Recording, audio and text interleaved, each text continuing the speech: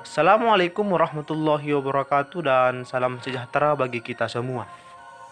Kembali lagi kita berjumpa di channel Sapiens dengan informasi terbaru yang bisa memberikan pengetahuan yang mungkin Anda belum ketahui sebelumnya. Dan di dalam video kali ini kita akan membahas sebuah tema, yaitu meluruskan penyimpangan sejarah pers nasional. Namun sebelum itu, silahkan subscribe dan nyalakan lonceng notifikasinya agar Anda tidak ketinggalan informasi terbaru dari channel ini. Apakah media-media di bawah naungan Tirto Adisuryo adalah media yang memang sebagai bagian propaganda untuk kemerdekaan Indonesia, atau malah justru sebaliknya? Raden Mas Cokomono Tirto Adisuryo atau biasa dipanggil Tirto Adisuryo yang dijadikan sebagai Bapak Pers Nasional pada tahun 1973 tentu sudah cukup familiar kita dengar. Ia dijadikan sebagai Bapak Pers Nasional karena peranan-peranannya selama masa kemerdekaan dirasa memiliki andil yang besar melalui penanya di bidang jurnalistik atau kewartawanan. Itu adalah pengetahuan yang kita ketahui selama ini. Namun bagaimana apabila yang kita ketahui itu bukanlah sebuah kebenaran, atau mungkin terjadi pendistorsian sejarah yang selama ini kita pahami? Dan disinilah channel Sapiens memberikan informasi terbaru yang mungkin Anda belum ketahui sebelumnya.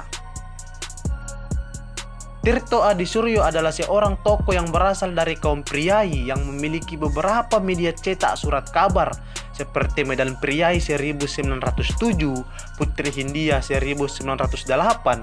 Namun sebelum itu, ia bekerja sebagai redaktur di Stadbald Malaju 1904 dan Orange Nassau 1904 dan sebagai pimpinan di Sunda Berita 1903 sampai 1905.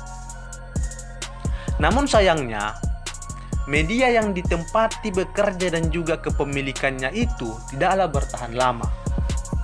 Sebelum media cetak yang dipimpin oleh Tirto Adisuryo, telah ada media yang menjadi pembangkit kesadaran nasional, yaitu Taman Pewarta yang didirikan oleh Haji Samanhudi yang berdiri pada tahun 1902 hingga 1915 dan bertahan cukup lama, yakni sampai 13 tahun.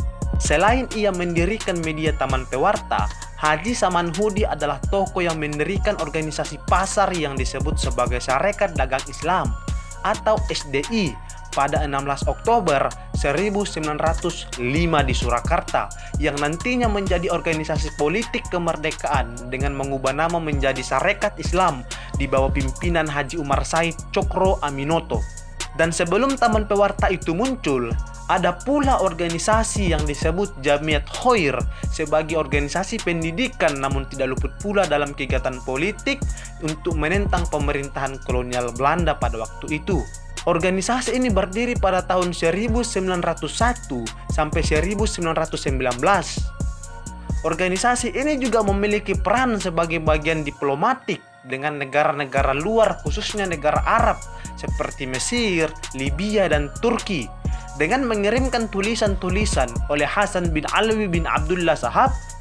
Dan di tahun 1912, tokoh Jamiat Khair yang lain, yakni Ali bin Ahmad bin Muhammad Sahab, sebagai korespondensi dari surat kabar Al-Mu'ayyad dan Samarat Al-Funun tentang masalah penjajahan kolonial Belanda di Indonesia dan gerakan Islam di Indonesia, sehingga ketika pemerintahan Turki Utsmaniyah mengetahui hal itu, ia mengirim dua utusannya ke Batavia, yaitu Abdul Aziz bin Musawi dan Galip Bey, untuk melakukan penyelidikan tentang gerakan umat Islam di Indonesia. Dari sini kita bisa mengetahui bahwa gerakan propaganda dengan menggunakan pena dan kertas atau surat kabar telah lama ada bila dibandingkan dengan surat kabar yang dimiliki oleh Tirto Adisuryo dan jauh lebih masif bergerak dari akar rumput sampai mancanegara. Tirto Adisuryo adalah seorang pribadi yang sangat dikenal di kalangan bupati dan pejabat pemerintah Belanda. Sebelum ia bekerja sebagai redaktur dan pendamping redaktur, ia terlebih dahulu bekerja sebagai pendamping Bupati Cianjur, Raden Adipati Arya Prawira Direja. Dan ketika Tirto Adisuryo menjadi redaktur Sunda Berita, Raden Adipati Arya Prawira Direja menjadi donaturnya. Namun walau mendapat kucuran dana dari bupati, tetapi ternyata media cetak Sunda Berita tidaklah bertahan lama. Hal ini karena Sunda Berita hanya dibaca oleh mereka kalangan priai, sehingga tidak mendapatkan dukungan dan simpati dari masyarakat. Lalu kemudian, ia memimpin buletin media priai dan Hindia Putri. Yang karena itu, ia menerima hadiah penghargaan dari Ibu Sri Ratu Wilhelmina.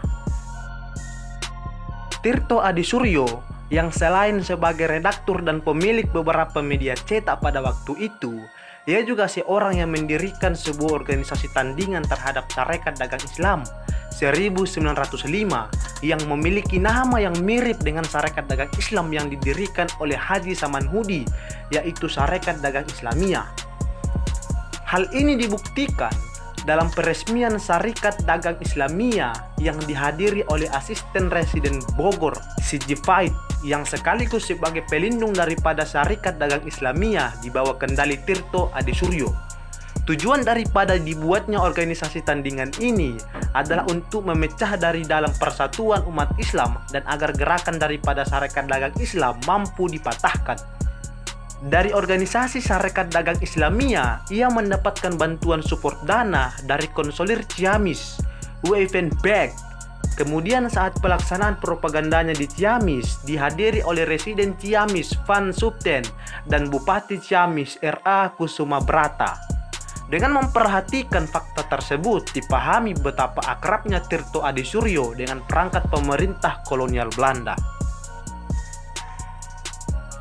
Kita juga bisa melihat latar belakang keluarganya yang sangat berjasa terhadap pemerintah kolonial Belanda, dan juga pengalaman kerjanya dapat dipastikan bahwa Tirto Adisuryo dapat bekerja sama dengan pemerintah kolonial Belanda dan mampu mengambil simpati masyarakat dan mengalahkan Sarekat Dagang Islam di bawah pimpinan Haji Samanhudi. Sepak terjang dari Raden Mas Cokomono Tirto Adisuryo yang lahir di Blora pada 1880 adalah seorang keturunan bangsawan Jawa di mana ayahnya yaitu Can Tirto Dipuro sebagai seorang kolektor pajak. Eyangnya bernama Tirto Noto, seorang bupati Bojonegoro yang pernah mendapat bintang Raider Netherlands Leeuw sebagai bintang tertinggi yang dianugerahkan oleh Kerajaan Protestan Belanda kepada bupati yang memiliki prestasi kerja dan loyalitas yang tinggi kepadanya.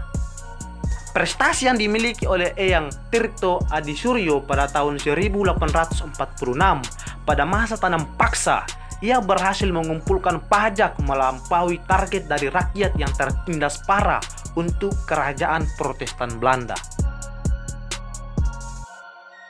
Dari semua fakta sejarah ini, terlihat betapa besar dukungan pemerintah kolonial Belanda dan Ibunda Sri Ratu Kerajaan Protestan Belanda terhadap media cetak dan Sarekat Dagang Islamiyah pimpinan Tirto Adisuryo.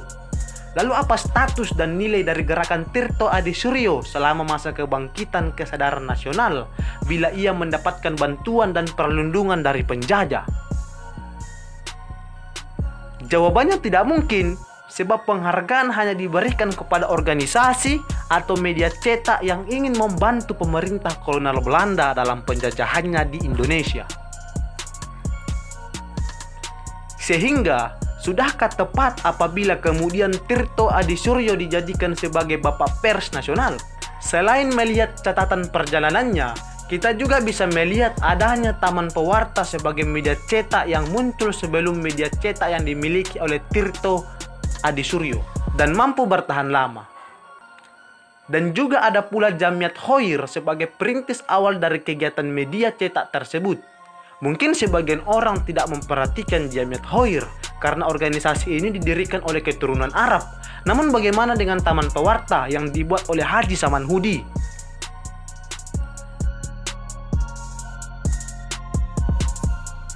Dan itulah tadi sejarah pers nasional yang jarang diketahui orang dan Bapak Pers Nasional Tirto Adisuryo di masa kebangkitan kesadaran nasional.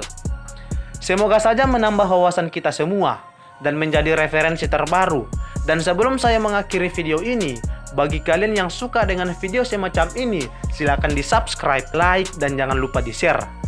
Mari sama-sama kita kembangkan channel ini, dan agar orang lain mendapatkan informasi terbaru yang mungkin saja mereka tidak ketahui sebelumnya.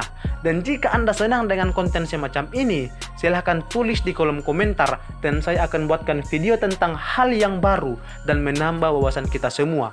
Sekian, terima kasih, dan wassalamualaikum warahmatullahi wabarakatuh.